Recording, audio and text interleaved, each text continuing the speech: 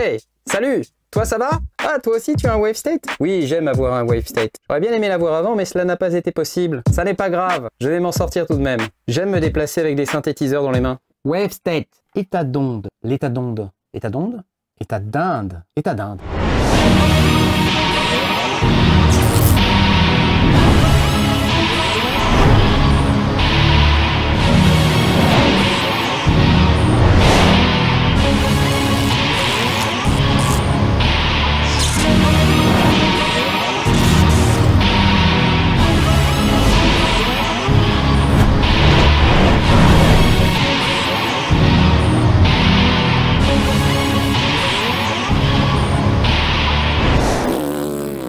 La vache, Revival 90. Bon bah Korg, les mecs vous bossez trop, c'est pas possible quoi.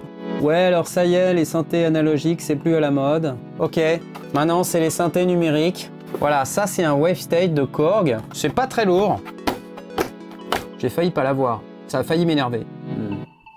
Le Wave State, c'est la réédition d'un synthétiseur emblématique de Korg, le Wave Station. Sorti dans les années 90, le Wave Station se distinguait par ses sonorités luxuriantes, ses patchs évolutifs et rythmés, et son petit joystick pour passer d'une séquence à l'autre.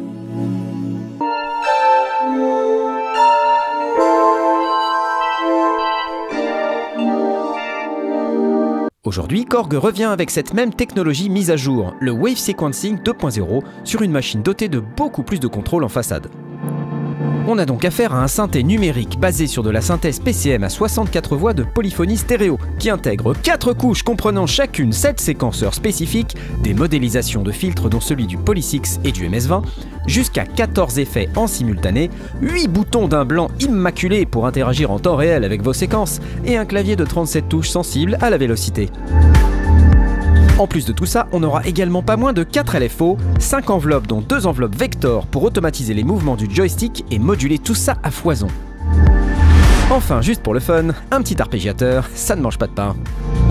Côté entrée-sortie, on a une sortie stéréo, de quoi brancher un casque, une pédale de sustain, un port USB pour la connexion avec l'ordinateur qui véhicule aussi le MIDI, et 2 prises MIDI in et out au format DIN. L'alimentation se fait via un adaptateur externe fourni. Et si vous n'êtes toujours pas content, sachez que le Wave State est fourni avec une suite logicielle comprenant Isotope, Ozone, Elements, quelques applis Korg pour Mac ou PC, d'autres pour votre smartphone ou tablette iOS, ainsi que des plugins Applied Acoustic, des sons UVI et 3 mois d'essai pour l'application Scoove, afin d'apprendre une fois pour toutes à jouer du clavier.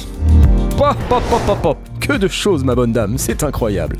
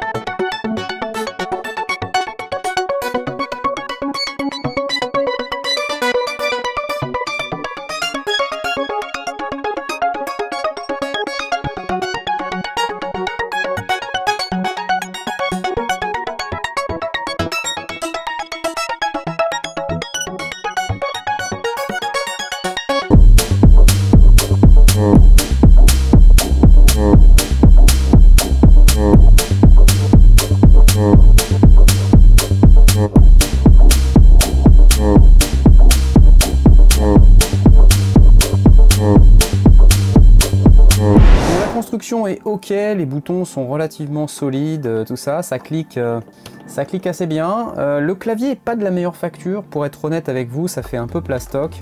Vous voyez, ça se promène un peu, c'est pas forcément le meilleur clavier du monde, mais voilà. La machine est assez légère, ça fait même pas 3 kg, donc c'est vraiment bien pour le trimballer. En plus, son format fait qu'on peut l'emmener assez facilement à peu près n'importe où. Pour autant, c'est pas vraiment trop petit, c'est des touches de taille normale. même si je dois vous avouer que je me suis senti un tout petit peu frustré à certains moments sur ce clavier, parce que il fait des sons qui donnent envie de faire des gros pads, des accords à 10 doigts, et des trucs où on a vraiment envie d'avoir à la fois du grave et de l'aigu, et c'est vrai que sur cet aspect, c'est un peu frustrant. Le dessus est en aluminium, le reste est en plastique. À gauche, le joystick, vous verrez à quoi ça sert, les molettes, la sélection des fameuses layers, j'y viens dans un instant. Ensuite, vous avez une zone ici qui est un petit peu spéciale, qui s'appelle les Wave Sequence Lanes, et ça va correspondre aux différents paramètres qu'on va pouvoir séquencer dans le temps. Vous voyez, il y a un master, un timing, le sample qu'on peut séquencer dans le temps, le pitch, shape, gate et step sec.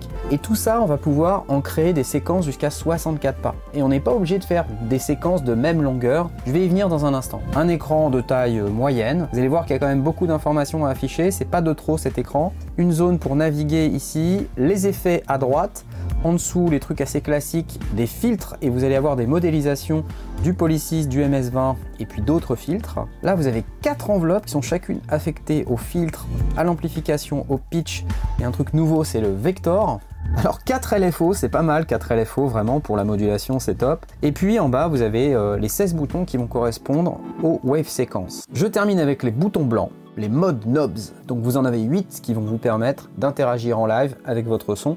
Vous en avez 8 mais en réalité il y en a 16. Quand vous éteignez le bouton, ces boutons là sont assignables alors que sinon ils sont affectés aux paramètres qui sont inscrits sur la face avant. Il y a un arpégiateur, ça fait beaucoup de trucs. Ok, avant de continuer, il faut vraiment que je vous explique l'architecture du WaveState. Dans le WaveStation, il y avait cette façon de découper les samples et de les faire évoluer dans le temps pour pouvoir créer des sons un tout petit peu particuliers qui sortaient de l'ordinaire et qu'on a entendu assez massivement dans les années 90, faut dire.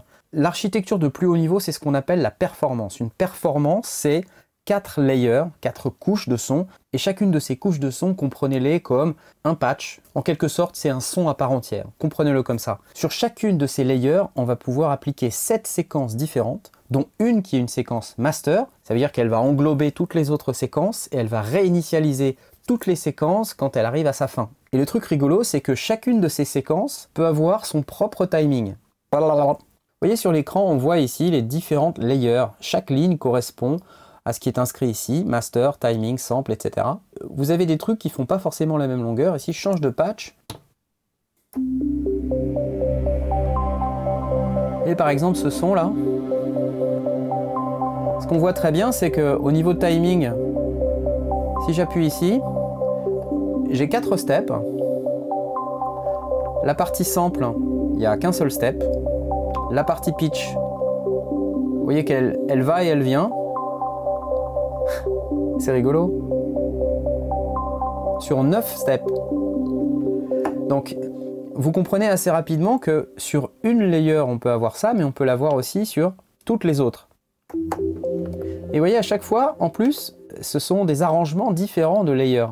Donc, ça veut dire que quand on va ajouter ces 4 layers ensemble, toutes ces séquences, x 7, 4 layers qui chacune ont leurs 7 séquences. Je ne sais pas si vous voyez ce que ça fait 28 séquences qui peuvent tourner avec des timings différents, avec des paramètres différents, ça peut aller en avant, en arrière, ça fait pas les mêmes longueurs. Donc il faut imaginer que ça crée des sons qui sont extrêmement complexes. Et c'est pas commun comme manière de faire. C'est pas forcément très simple de comprendre au premier abord ce qui se passe dans le WaveState. Rassurez-vous, il suffit de lire la doc et ça se passe bien. Néanmoins, c'est pas un synthé où vous pourrez vous passer de lire la doc. Sinon vous risquez d'être un tout petit peu perdu.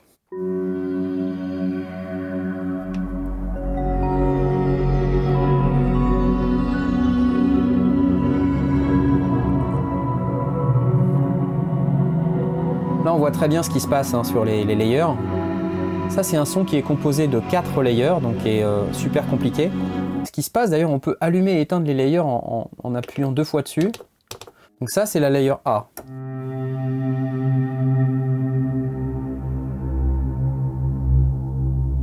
Ok. Vous voyez, ça bouge. Ça bouge tout doucement. C'est assez fou, hein. Donc c'est la lane qui s'appelle sample qui bouge. Puis il y a la lane timing aussi qui bouge. Donc ça donne des trucs assez délirants.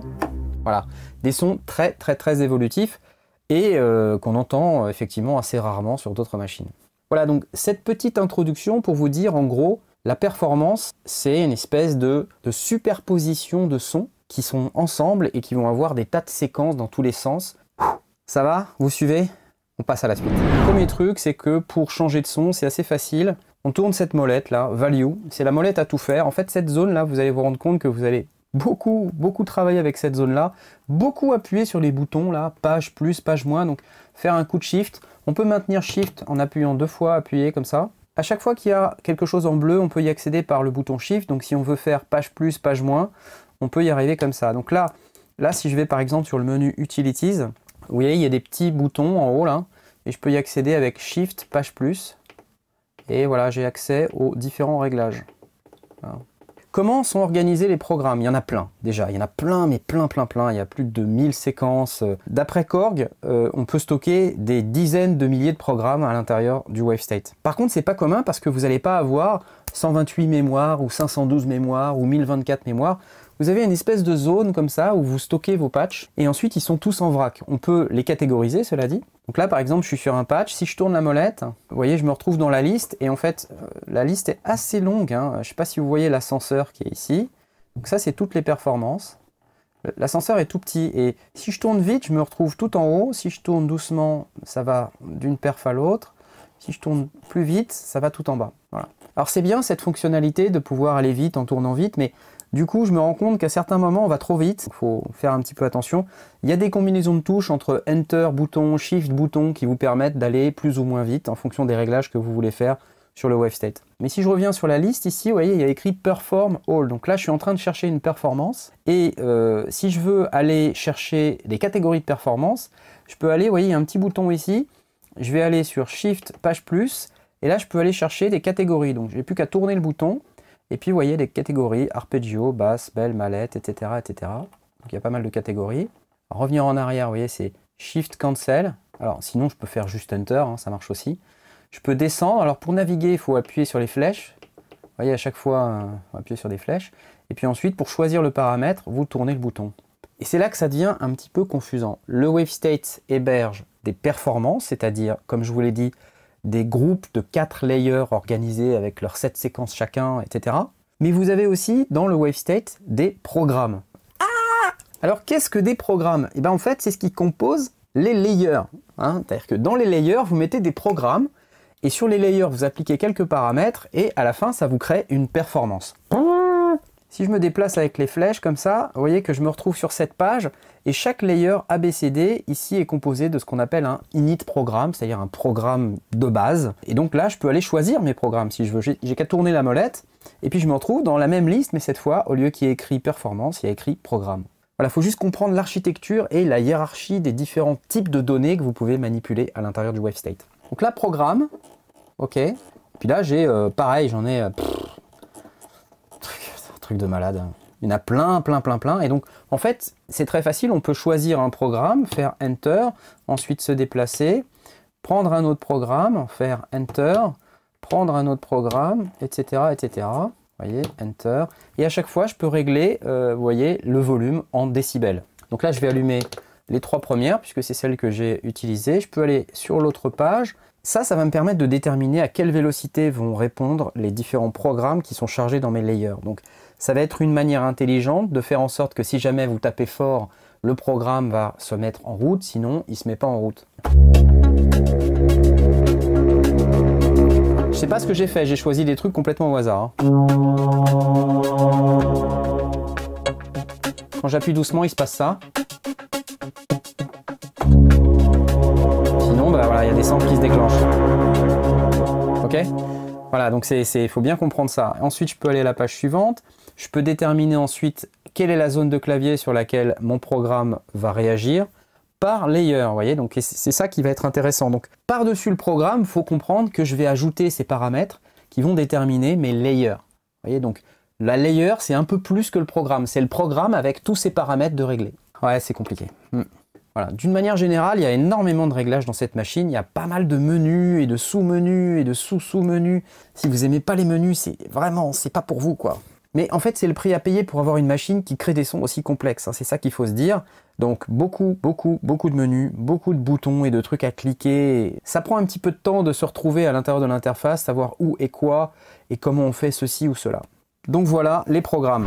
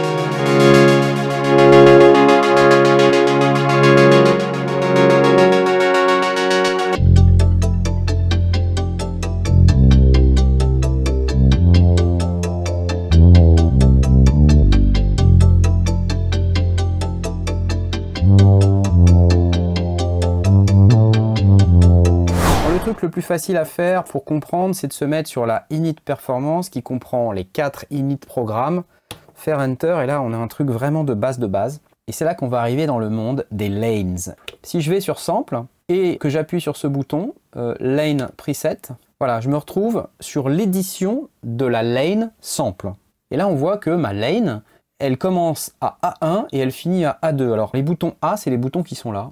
Donc en fait, si j'appuie sur une touche, bah, c'est comme s'il y avait une séquence qui démarrait et qui se met à tourner dès que j'appuie sur la touche. C'est une séquence, mais il n'y a pas de bouton stop, il n'y a pas de bouton start. En fait, ce qui se passe, c'est que quand on appuie sur le bouton, il nous dit que sur le step A1, j'ai le sample qui s'appelle Sign JP, comme Jean-Pierre, voilà, Sign Jean-Pierre, avec ces caractéristiques-là. Si j'appuie sur A2, j'ai un autre sample. Oui. Mais que se passe-t-il? Quand il passe de A1 à A2, bah, il change de sample. Voilà. C'est ça qu'on entend. Mais comment il change de sample et comment il fait ce crossfade là qu'on entend? Très bonne question. Il faut aller dans Timing. Quand je clique sur mon step numéro 1, j'ai la réponse à ma question. Mon step 1, il doit durer 1 seconde et il a un crossfade de 0,8 secondes avant de passer au step 2 qui lui dure 0,2493 secondes et avec un crossfade de la valeur qui est ici. Si je reviens sur mon step 1 et que j'enlève ce crossfade, ok, et ici également, je reviens là. Vous voyez, on comprend beaucoup mieux ce qui se passe. Vous allez me dire, ouais, en seconde, là, c'est galère. Ouais, c'est galère. On peut faire beaucoup mieux que ça. On peut synchroniser au tempo, évidemment. Donc là, timing, on va se mettre en tempo. Donc là, on peut mettre son crossfade par rapport au tempo. Maintenant, ce que j'aimerais, c'est que la durée de mes notes, elle soit aussi fonction du tempo. Pour ça, il y a une fonction tempo. Shift, tempo, bim. Voilà. Et maintenant, quand je vais dans timing et que j'appuie sur mon step, au lieu d'avoir des secondes, j'ai des valeurs de notes. Voilà. Et des valeurs de crossfade aussi qui sont en valeur de notes. Donc ça va tout de suite être quelque chose de beaucoup plus musical.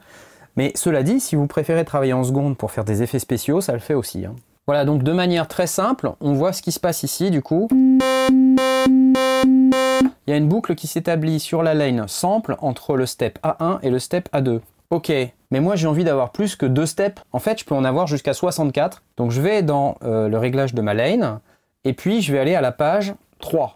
Où c'est là qu'on rajoute et qu'on enlève des steps. Ouais, c'est pas forcément extrêmement user-friendly, mais voilà, c'est comme ça. Donc il faut aller ici, et puis faire Add Steps to End.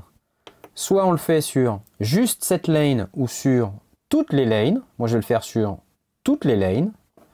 Et je vais ajouter 14 steps, parce que j'ai envie d'avoir 16 steps, j'en ai déjà 2. Voilà, j'ajoute 14 steps. Je fais Enter. Et c'est fait. Donc si je clique là, je vois bien que ça commence à A1, ça finit à A16, mais j'ai une boucle qui commence à A1 et qui finit à A2. Donc là j'ai ces boutons ici, j'ai plus qu'à faire ça, et la boucle va aller jusqu'au bout de ma séquence. Et le process est relativement lourd, donc ouais, c'est ça. Hop, donc là on est OK. Alors qu'est-ce qui se passe? Ben là il a copié mon step A2 sur l'ensemble des steps, donc voilà. Allez, c'est parti, je vais faire un truc plus rigolo. Je vais prendre une catégorie plutôt percussion. Ouais, j'aime bien percussion. Puis là, je vais aller choisir des samples. Tiens, allez, celui-là, bim. Ici, il m'a perdu mon truc. Ça, c'est pas top. Il ne garde pas ma percussion. Enter. Ok, ça c'est bien. Step 3. Alors, dans la liste des trucs que j'aimerais pour Korg, c'est que la catégorie, elle reste quand je vais de step en step. Merci. Ok, catégorie percussion. Enter, bim, ok, oui c'est un peu long, ok, 5, je peux déjà voir ce que j'ai fait sur mes 4 premiers steps. Je vais en faire que 5 parce que c'est super pénible. Tchatchabel, oh non, clap stéréo, c'est parti. Retourne sur timing, page 3. Cette fois-ci, je vais couper des steps et je vais couper les steps A6 à A16, Enter. Comme ça, j'ai plus que 5 steps. Vous êtes prêts ou pas? Je retourne sur Timing, step 1, Je vais dire que c'est plutôt une double croche. Et vous voyez le truc bien là, c'est que en fait ma line timing elle fait que un step. Effectivement j'ai 5 steps de sample, mais comme ma line timing ne fait que un step, j'ai besoin que de changer le step 1 de la line timing et ça change tous les steps de la line sample. C'est clair ou pas? Ok. Et là je vais mettre une probabilité de 90%.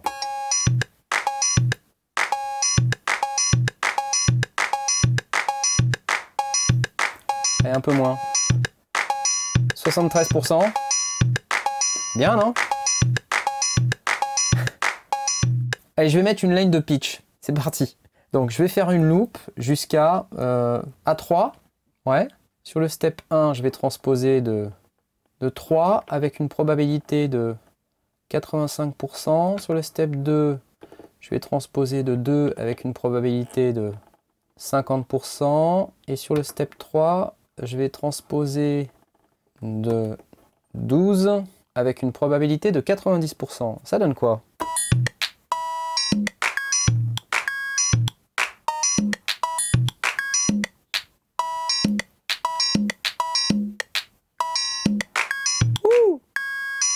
Donc là, vous commencez à comprendre la puissance du truc, c'est-à-dire que j'ai une layer, et sur le timing, j'ai un step, sur le sample, j'ai 5 steps, sur le pitch, j'ai 5 steps, mais avec une boucle qui s'arrête à 3. Ouais. Couplé avec la notion de probabilité.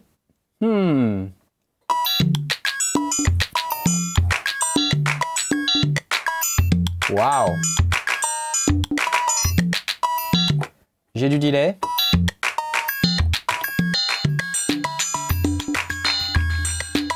La reverb.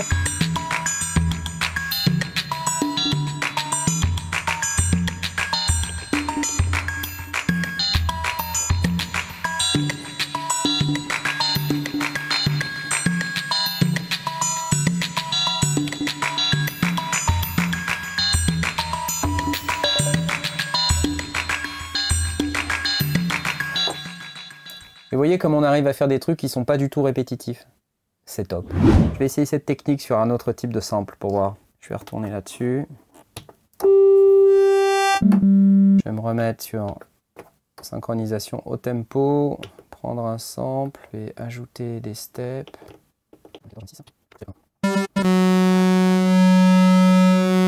Et je vais changer le pitch. Je vais mettre 4 steps de pitch. Sur le step 1, je vais aller sur 0. Sur le step 2, 5. Sur le step 3, 7. Sur le step 4, 3.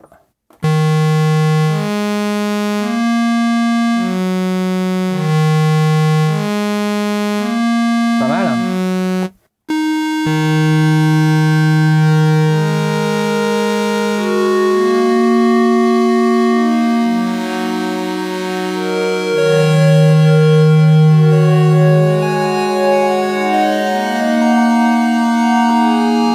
On en vient à parler un petit peu du filtre du coup, puisque vous avez des émulations de filtres connus sur cette machine, le filtre du Polysys. Ah,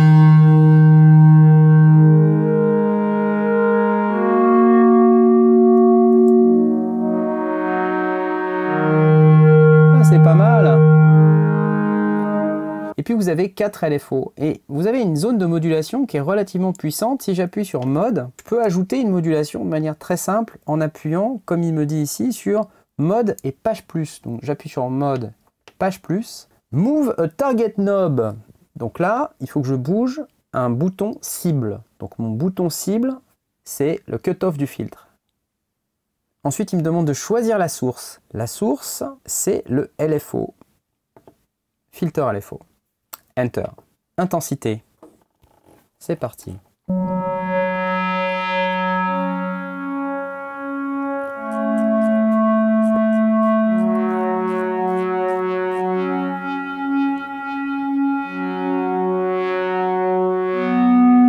Pas mal.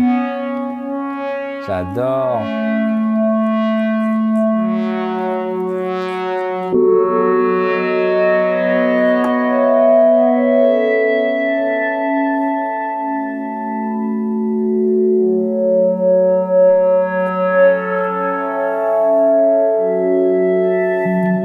Super sympa.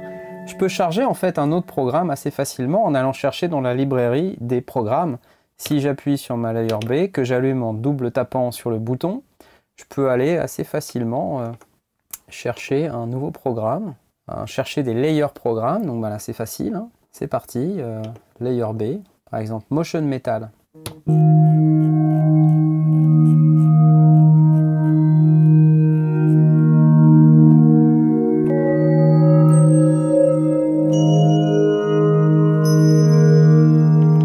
Je vais chercher un troisième programme. Je vais aller piocher dans les basses.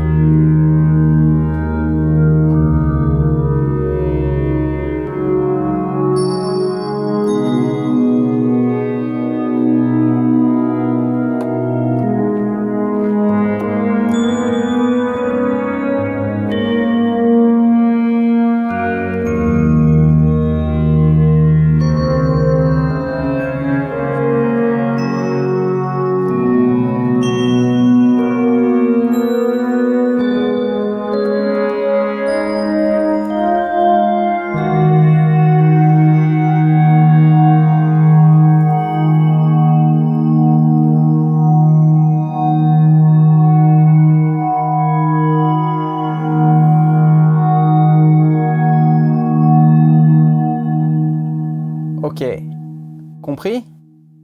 Super. Bon, je vous ai parlé des layers, je vous ai parlé des lanes, il y a plein de lanes différentes, etc., etc. Je vais vous faire écouter un peu les filtres. Bon, c'est les émulations.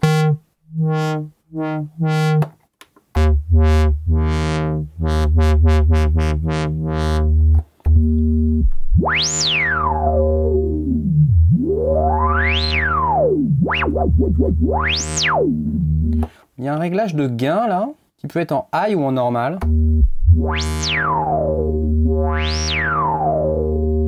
Ok. Et là aussi, on peut choisir le filtre MS20 a priori.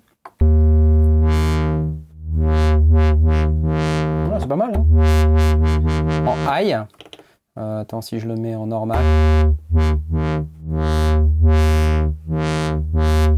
Avec de la résonance. Ah ouais. Ah, il a quelque chose, hein. J'ai d'autres types de filtres, hein. Vous voyez, donc là j'ai le MS20 en high pass, donc le filtre passe haut.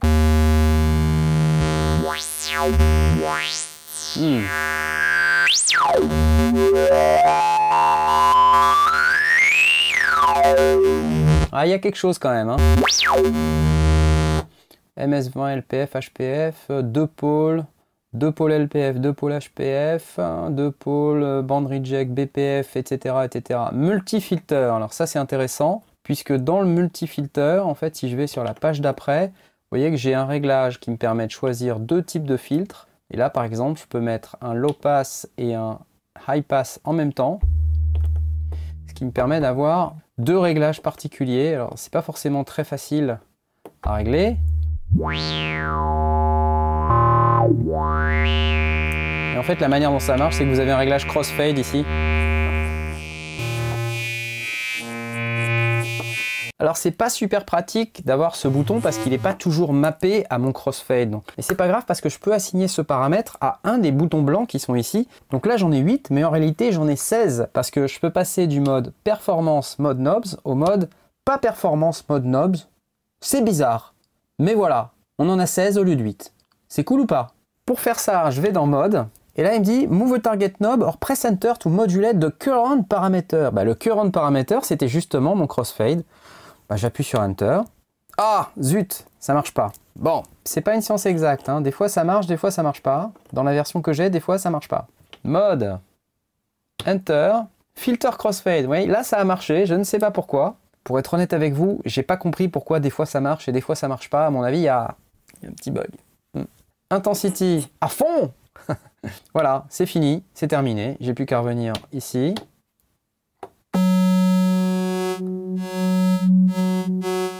Ça y est, j'ai associé mon paramètre à mon bouton. C'est génial. Si je reprends la modulation que je viens de paramétrer et que je tourne le bouton Value, vous allez ici avoir toutes les sources disponibles. Donc, vous voyez, il y a tout ce qu'on peut s'attendre à trouver sur un clavier, mais un truc très rigolo, c'est qu'on voit le Poly Aftertouch. Le clavier n'a pas d'Aftertouch, en revanche, le moteur sonore répond à l'Aftertouch et aussi à l'Aftertouch polyphonique. Ça, c'est plutôt une bonne nouvelle, puisque ça va permettre de créer des sons qui sont extrêmement complexes. Pour ça, il faut avoir donc un clavier avec Aftertouch polyphonique. Si vous avez un clavier style Continuum ou même les Rollei, ça marche aussi, ben, vous allez pouvoir utiliser l'Aftertouch polyphonique. Ensuite, on a les modes knobs, comme je viens de le dire. À chaque fois, vous avez une déclinaison perf knob et knob tout court, qui correspond en fait au bouton allumé ou éteint. C'est-à-dire quand c'est allumé, c'est le performance knob, quand c'est éteint, c'est le knob. Vous voyez ici, il y a vecteur enveloppe A et vecteur enveloppe B. Il y a deux enveloppes vector. Et ça, c'est très intéressant, je vais vous montrer pourquoi. Ensuite, il y a LFO, filter key track, il y a un processeur de modulation. Step pulse, tempo, il y a énormément d'options là pour pouvoir faire de la modulation. Tous les contrôles CC MIDI auxquels vous pouvez penser, vous les avez aussi en bipolaire, vous voyez, plus-moins. Les destinations, on ne peut pas les choisir dans une liste, malheureusement, il faut tourner le bouton. Il y a certains paramètres comme ça qui sont pas forcément modulables, notamment tout ce qui est paramètres qui n'appartiennent pas à une layer, mais qui sont des paramètres un peu globaux, comme par exemple la reverb, qui est en fait globale à l'ensemble des layers. Malheureusement, on ne peut pas la moduler. Bon. Dans les sources, il y a ce truc, Step Sec Lane, c'est-à-dire que cette lane qui est ici, elle va pouvoir servir de source de modulation. Ça va donc vous permettre d'aller, grâce à ce step sec, agir sur un paramètre en le modulant par la matrice de modulation. On commence à rentrer dans une dimension de synthèse qui est extrêmement complexe, extrêmement riche et puissante, à tel point que vraiment, il n'y a presque pas de limite à ce qu'on peut faire avec ce synthé.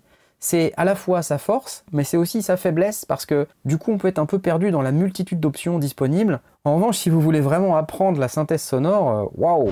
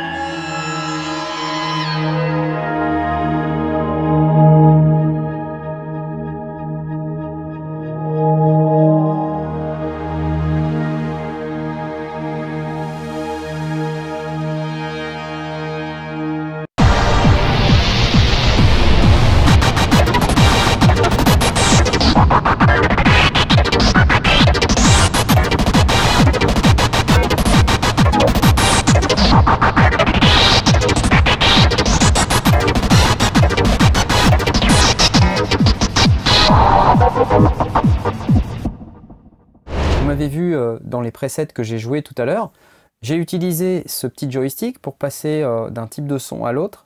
En fait, ce sont les layers qu'on voit ici, A, B, C, D. Ça, on peut même l'automatiser. Il suffit en fait d'aller sur Vector et on se retrouve avec une position 0, okay, qui est ici. Ensuite, si je vais sur la position 1, je peux aller lui dire que là, je vais aller à cette position-là. Ensuite, plutôt par là. Ensuite, plutôt par là. Et puis plutôt par là, hein, c'est bien. Et tout ça peut évoluer dans le temps, être synchronisé par rapport au tempo. Et là, je peux boucler entre les différentes positions de mon enveloppe vectorielle. Je peux lui dire de répéter à l'infini, avec un facteur de temps, etc., etc.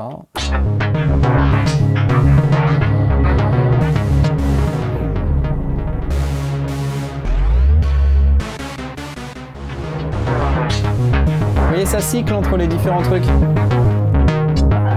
Grâce à ça, vous pouvez encore ajouter une couche de complexité à vos sons qui vont évoluer dans le temps en fonction des différentes layers. Ouais, là, je crois qu'on va quand même hyper loin. On peut aussi charger et sauver des presets de wave séquence, qui fait qu'en fait, si vous aimez un certain type de wave séquence et que vous voulez les réutiliser, il n'y a rien de plus facile. Donc je suis revenu sur ma init performance. En fait, si je veux charger un preset de lane, par exemple une sample lane, j'appuie sur lane preset ici, j'ai un truc pour choisir des presets, donc je peux y aller, hop, directement. Alors par contre, évidemment, ensuite, il faut aller chercher les catégories. Vous voyez ici, j'ai des catégories, je peux aller prendre une web bass, hop.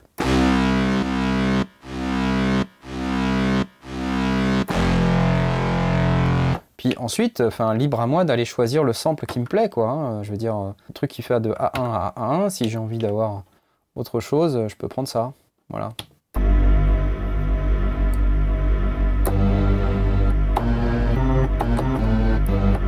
Facile. Et puis je peux ensuite aller choisir d'autres presets si j'ai envie. Je peux aller dans catégorie électrique ou drums, tiens. Hop. Je peux aussi charger mes presets de cette manière-là. Une fois que je suis content avec mes lanes, je les sauve et puis je peux les rappeler par la suite. Allez, le dernier truc dont j'ai envie de vous parler, c'est les setlists. Je vous ai expliqué qu'à l'intérieur du wave state, il y avait la notion de performance, de programme, de layer, de wave séquence, voilà, tout un tas de concepts et de trucs qu'on peut stocker, recharger dans des presets, c'est pas très clair. Mais où sont les mémoires?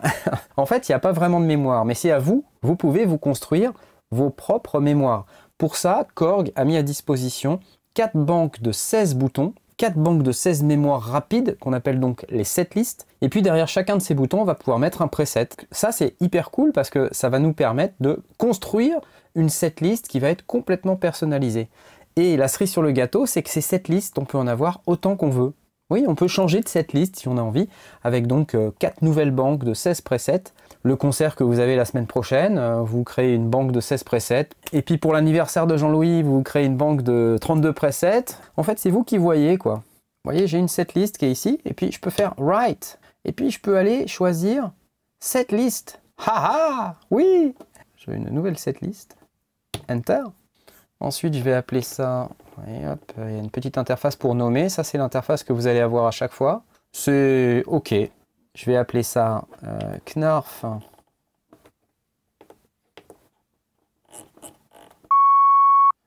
Enter. Knarf setlist. Press right to overwrite ou shift right to save new. Voilà, je vais faire shift right. Enter to confirm. Et voilà, j'ai une nouvelle setlist. Et dans ma nouvelle setlist, j'ai des nouveaux trucs. Donc là, par défaut, il me copie la setlist qui était déjà là, mais ensuite, je peux la remplacer comme je veux. Ce qui est intéressant, c'est que derrière, je peux aller dire, voilà, je vais dans Knarf setlist. Non, je me retrouve avec une setlist qui m'appartient. Je vais mettre ce pad.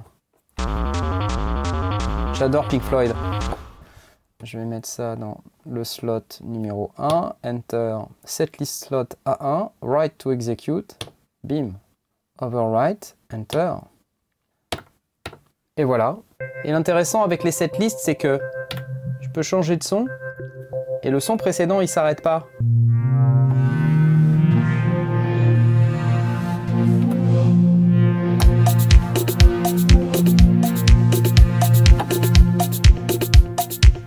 Allez, il y a encore un truc dont je ne vous ai pas parlé, c'est les effets qui sont embarqués dans les layers. Parce qu'il y a aussi des effets globaux, mais il y a aussi des effets à l'intérieur des layers. Donc 4 layers, et pour chaque layer, vous avez ce qu'on appelle un pré-FX, qui va être composé d'un certain nombre d'effets. Vous voyez, il y a un compresseur, mais sinon il y a un égaliseur paramétrique, un ring modulator, tremolo et un wave shaper. Des effets de modulation, donc quand on dit effets de modulation, c'est surtout des chorus, des flangers et ce genre de choses. Hein. Donc là, vous allez retrouver tout ça dans la liste. Wah-wah, harmonic chorus, modern chorus, talking modulator. C'est rigolo ça. évidemment, à chaque fois, vous allez avoir des paramètres. Donc là, par exemple, la depth.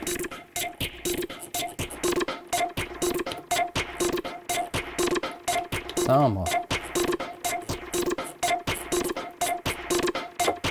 Vous allez avoir un delay également. Donc là, on va retrouver du delay classique, left, center, right delay, multiband, reverse delay. Ah, sympa ça. Un stéréo cross delay et un tape echo.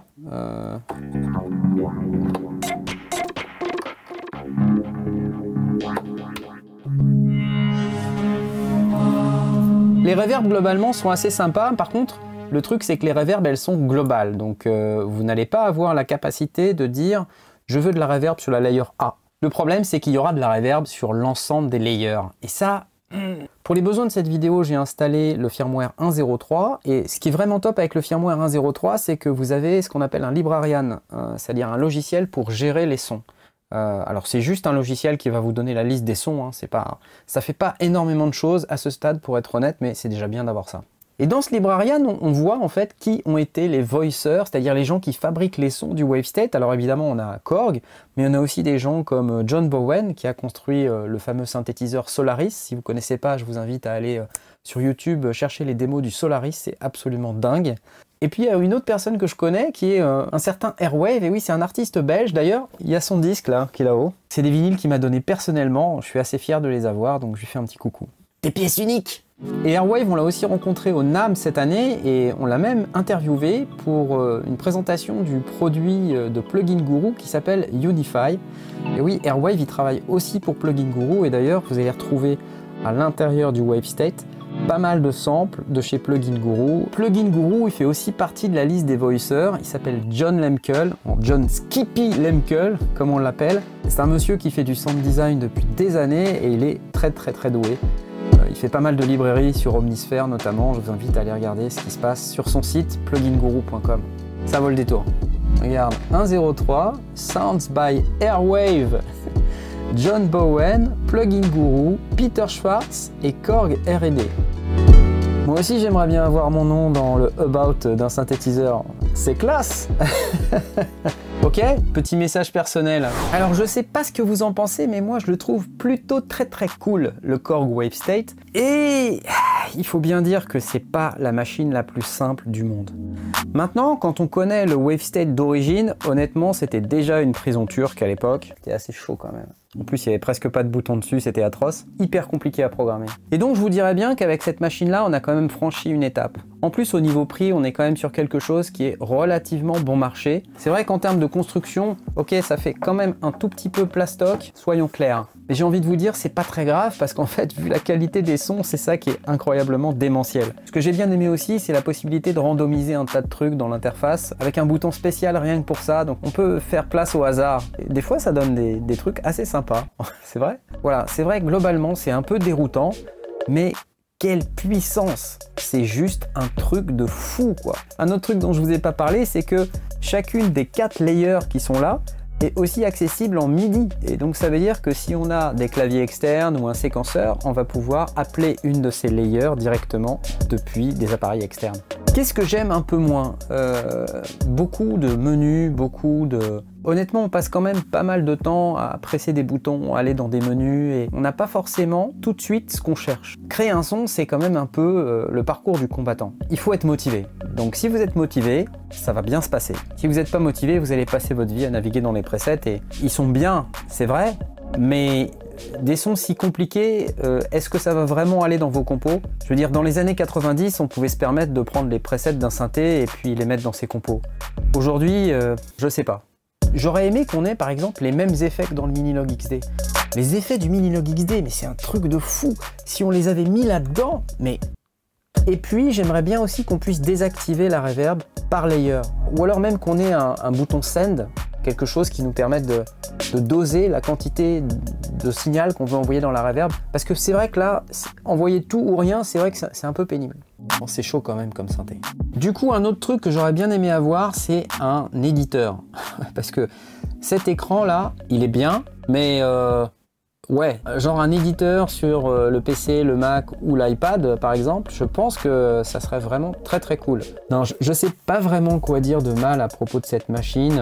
Ensuite, comme il est MIDI et qu'il y a de l'USB MIDI, on peut aussi l'utiliser comme un genre d'expander. On le met dans un coin et on le déclenche avec son clavier maître, qui peut être un clavier lourd 88 notes si on a envie, c'est pratique. Du coup, je me dis, est-ce que ça aurait pas été mieux de faire un module?